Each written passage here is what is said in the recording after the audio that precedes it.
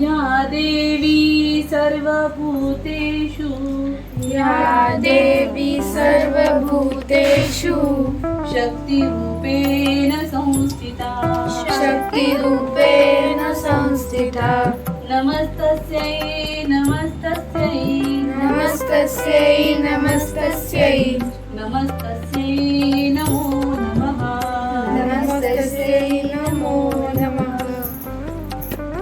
माऊ, हो, हे शक्तिरूपे म्हणजे काय ग? देवी की नाही शक्तीचं रूप असते. शक्ती म्हणजे जिच्यामध्ये ताकद आहे, जी सगळ्या जगाला वाचवू शकते, रक्षण करू शकते. तुम्हाला माहिती आहे ना, आपल्या महाराष्ट्रामध्ये 3.5 शक्तिपीठ आहे. कोणते शक्तिपीठ? पहिलं शक्तिपीठ आहे कोल्हापूरची अंबाबाई महालक्ष्मी. दुसरं शक्तिपीठ आहे तुळजापूरची तुळजाभवानी. तिसरं म्हणजे माहूरची रेणुका देवी. आणि चौथं म्हणजे वणी नाशिकची सप्तशृंगी. ही 3.5 शक्तिपीठ आपल्या महाराष्ट्रामध्ये आहेत. तू ह्याच्या मागची आम्हाला कहाणी सांगशील का? शक्तिपीठांची कहाणी हा. हो, सांगते की. आपण कालच्या गोष्टीमध्ये बघितलं होतं की नाही, दक्ष प्रजापती, त्याची मुलगी सती. तर ही सतीचा जन्म कसा झाला हे सांगते. काय झालं होतं, दक्ष प्रजापतीने ना महान एक देवी होती, शक्ती तिचं नाव. तिची खूप मोठी तपश्चर्या केली आणि तिला सांगितलं की तू माझी मुलगी म्हणून या पृथ्वी तलावर अवतार घे.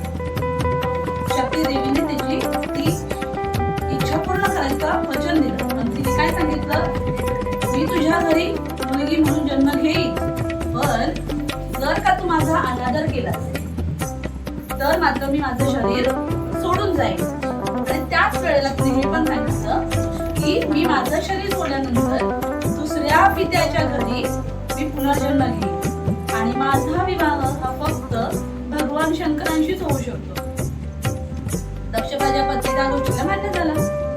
मग काय झालं, या दक्ष प्रजापतीच्या घरी ही सती देवी सगळ्यात लहान मुलगी म्हणून जन्माला आली. आणि ती दक्ष प्रजापतीची सगळ्यात आवडती मुलगी होती. त्याचा तिच्यावर खूप जीव होता. पण सतीचा जन्मच मुळात शंकरांसाठी झाला होता. मग तिने काय केलं, भगवान शंकराची पूजा अर्चा करण्यामध्ये वेळ घालवला. या पूजेमध्ये तिने खूप मोठी तपश्चर्या केली आणि तपश्चर्याचं फळ म्हणून भगवान शंकरांबरोबर तिचा विवाह झाला. आता या विवाहाला दक्ष प्रजापतीची मान्यता अजिबात नव्हती. त्यांना अजिबात वाटत नव्हतं की त्यांचं लग्न भगवान शंकरांशी व्हावं. का ग माऊ? कारण भगवान शंकर कसे विरक्त, ध्यानी, तपस्वी. ते स्मशानामध्ये राहायचे, असे कलकल घालायचे. कलकल म्हणजे अशी ती झाडाच्या फांद्यांपासून बनवलेली कपडे घालायचे. मग त्यांना ते योगी पुरुष असल्यासारखे म्हणून त्यांना ते आवडायचे. त्यांना असं वाटायचं की माझी मुलगी इतकी सुंदर आहे, इतकी महान आहे, मग तिचं लग्न एखाद्या चांगल्या राजकुमाराशी किंवा मोठ्या देवतेशी, भगवान शंकरांशी तिचं लग्न करून मी असं वाटायचं. पण तरीही सतीला लग्न करायचं होतं भगवान शंकरांशी. वडिलांच्या इच्छेच्या विरोधात जाऊन लग्न केलं म्हणून त्यांचा राग होता कुणावर, सतीवर आणि भगवान शंकरावर. मग दक्ष प्रजापतीने एक मोठा यज्ञ होता. त्या यज्ञामध्ये त्याने सगळ्यांना बोलवलं, सगळ्या देवी देवतांना बोलवलं. काय सांगितलं होतं मी, तसं सगळ्या देवी देवतांना बोलवलं. आणि मग काय झालं, त्या यज्ञात मात्र त्याने भगवान शंकरांना आणि मुलगी सतीला बोलवलं नाही.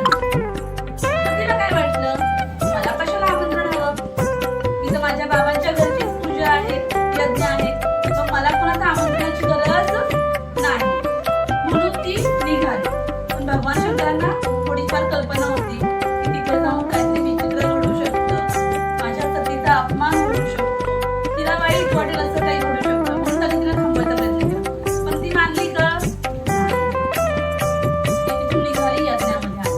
तिच्या आईला भेटली, तिने बघितलं सगळे देवी देवता आहेत, पण मला आणि माझ्या पतीला आमंत्रण नाही. आणि तिच्या वडिलांना राग आला की विना आमंत्रणाची ही कशी आली. म्हणून त्यांनी तिचा काय केला, अपमान केला. तिच्या नवऱ्याला वाईट सेट बोलायला लागले, भगवान शंकरांचा खूप अपमान करू लागले. आणि मग तिला काय वाटलं की माझ्या पतीचा अपमान होतो आणि म्हणून तिने काय केलं, तिथे योग अग्नी भडकवलं आणि स्वतःला त्या अग्नीमध्ये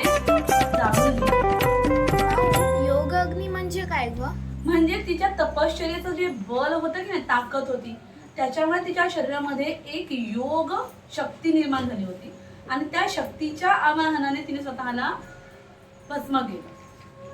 मग पत्नीच्या मृत्यूमुळे भगवान शंकरांना खूप दुःख झालं, खूप राग आला आणि या रागामध्ये त्यांनी काय केलं, विनाशकार्याचं तांडव नृत्य सुरू केलं.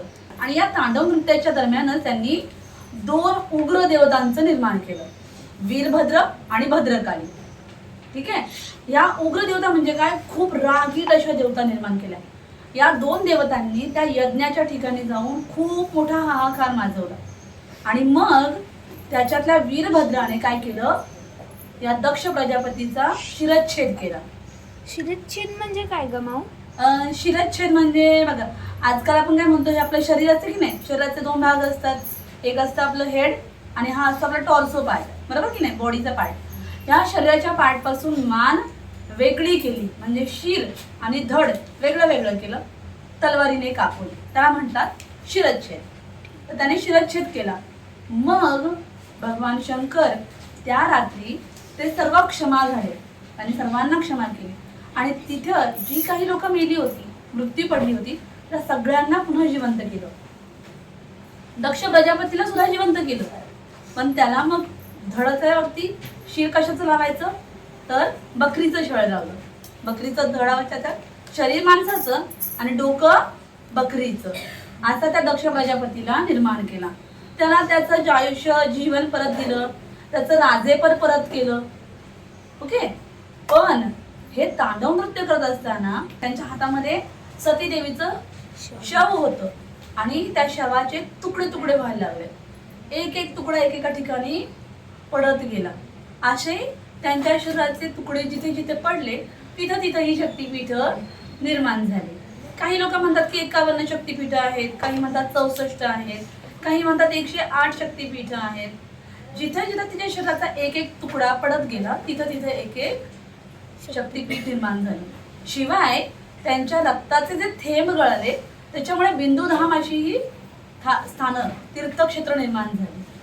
आणि हे सगळं झाल्यानंतर भगवान शंकर जे रागात होते, त्यांच्या रागामुळे ही सगळी पृथ्वी नष्ट झाली असती.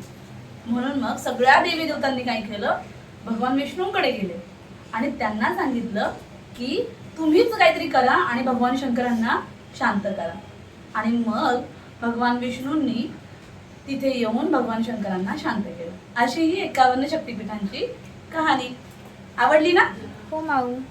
चला आपण देवाचा श्लोक म्हणूयात एकदा, कारण आजचं रूप ब्रह्मचारिणी. या देवी सर्वभूतेषु, या देवी सर्वभूतेषु ब्रह्मचारिण्यै नमो नमः. ब्रह्मचारिण्यै नमो नमः.